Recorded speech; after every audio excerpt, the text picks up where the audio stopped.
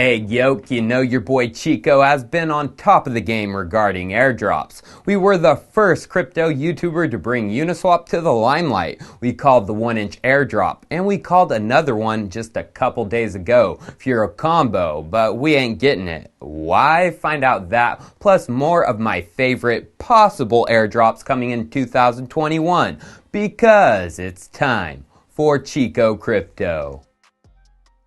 Yeah, I covered Furocombo December 26 as a highly possible DeFi-based tool that could be airdropping tokens to those that have used the tool. Well, they are airdropping their tokens like I predicted, but they pulled some baloney. As we can see from their article, they're dropping combo tokens to those who have used the combo tool before December 23rd.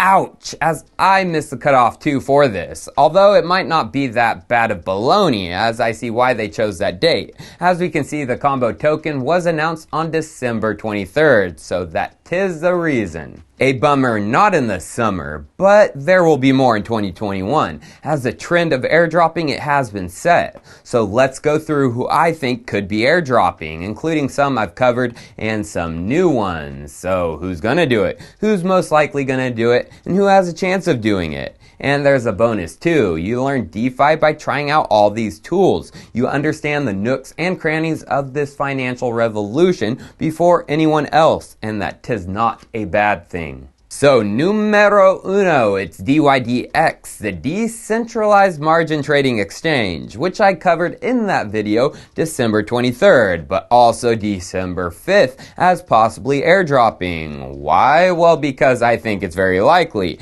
and it comes down to the first time I covered the possibility, November 4th. Let's watch that clip now. Well, now I just want to play this clip from DyDx founder Antonio Giuliano on the Crypto Testers podcast. They asked about a DyDx token. Let's listen in. Let's talk about kind of a little bit of a speculation, but I saw recently Ryan Adams from Bankless.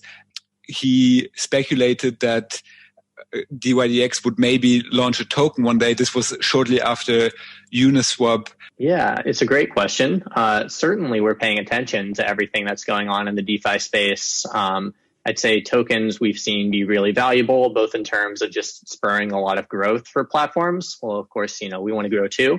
So that would be super positive for us. Another thing that I think is really impactful about tokens is just how much more power and say they give to the community over the direction of the project, which I think is a really positive thing as well, and I think would really benefit DyDx. And then just in terms of fully decentralizing the protocol and kind of moving from more just admin keys to totally fully decentralized governance of the protocol, I think is a really valuable thing at the end of the day as well. So, no direct answer at this point, but I'd say we're pretty seriously thinking about it from just a lot of different angles. We definitely see a lot of benefits to it. That is why they have spoken on podcasts about it months ago, and they were seriously considering it. And also, the podcast host from Crypto Testers said Ryan Adams of Bankless was the first to speculate on DyDx doing a token airdrop. Well, Ryan just put out a Bankless blog post titled none other than How to Earn Token Airdrops, which Ryan is doing a similar thing as this video, putting forward projects who he thinks could be airdropping. His blog is linked below. And guess who his #1 airdrop pick was? As we can see, DyDx. Great minds must think alike. So, #1, DyDx. And of course, links for these DeFi tools are also in the description for you to try out. But who do I think is #2? Who's more than likely going to do it? Well, I covered it last week, so I'm not going to dive deep into it again, but it's Radar Relay. They put out an end-of-the-year letter to their community and said, while most of you aren't shareholders yet, you've invested your time and energy to help us grow. This letter is to you. Shareholders yet? That's a total hint of a coming airdrop. And what's funny is Radar in August integrated with DyDx, Decrypt covered it. Single-click margin trading with DEXs. And as we can see from the subheading, Radar Relay's new extension combines 0x and DyDx to streamline margin trading on decentralized exchanges. Damn, Chico, why are you covering old content? Well, that's because I think it's highly likely these two do, and it should be on the top of my subs' minds. But you want something new and out of left field? How about an optimistic token? Yes, from Optimism PBC and their rollup coming to limited mainnet January 15th. No one is thinking they will do a token except Chico. Why? Well, this February 2020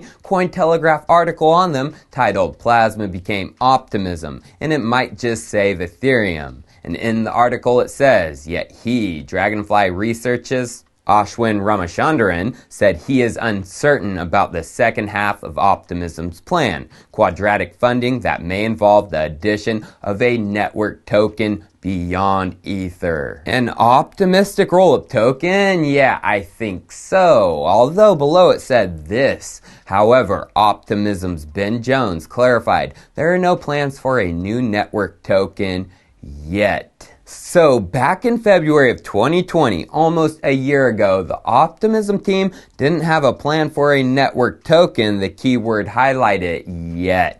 Token plans methinks, and soon. Why? Well, January 1st, Optimism put out an end-of-the-year review blog post. They spoke on the year, the upcoming limited mainnet with synthetics, the full testnet in March, but they also said this at the bottom. Look out for our post in January about what's on our plate for 2021, our path to decentralization, new members of our team, and more. The key there is the path to decentralization. That path is only done through a token, a governance one, creating decentralized protocols. So how could this work for a rollup? Well, let's just go to ETHHub's simple overview of a rollup. As we can see, off-chain aggregators are the block producers in the rollup chain who process smart contracts from the users. And at the bottom, they note anyone can become an aggregator as long as they lock a bond in the smart contract. So the block producers, they lock a crypto token bond, which they can lose if they submit fraud to the chain. But for doing this honestly and efficiently, they get the fees from the users for utilizing the rollup chain.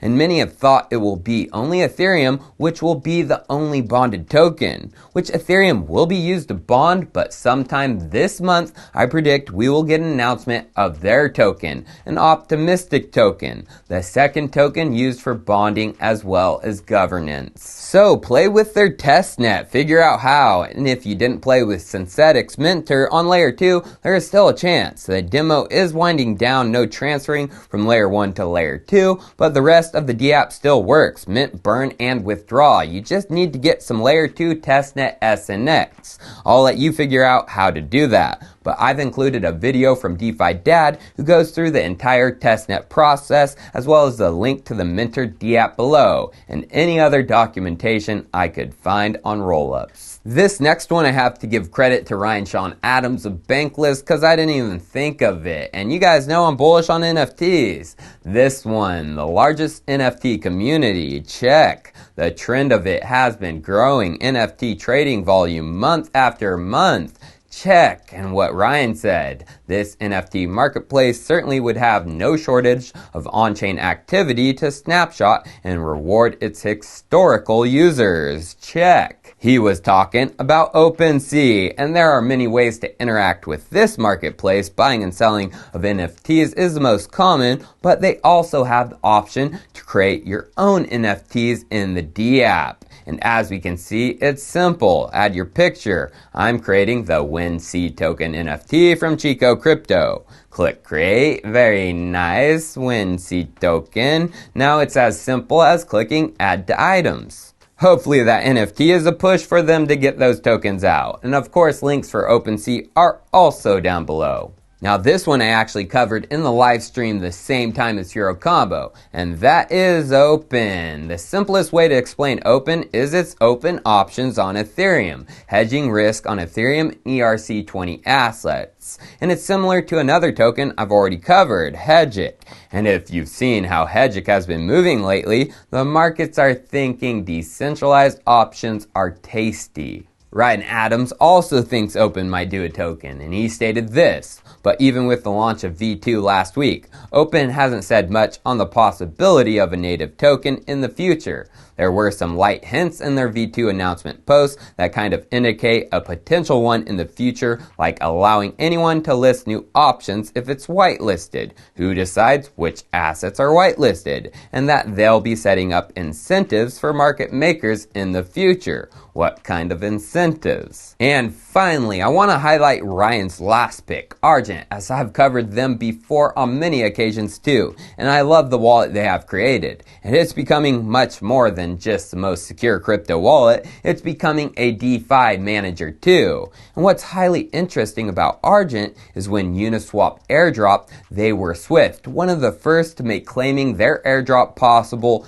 in wallet. Links for both Opyn and Argent are below as well, but all these dApps wallets, they run with smart contracts, and you gotta use gas to use them. A lot of the tools costing money and gas fees. Maybe these dApps should think about implementing Chai Gas token. As we can see from their article on it, they say how it can be used, and they have built a deployer, and the support of Chai token can be integrated in any smart contract with just a few lines of code by using the following modifier. Alright, I'll call it Chi. Cheers, I'll see you next time.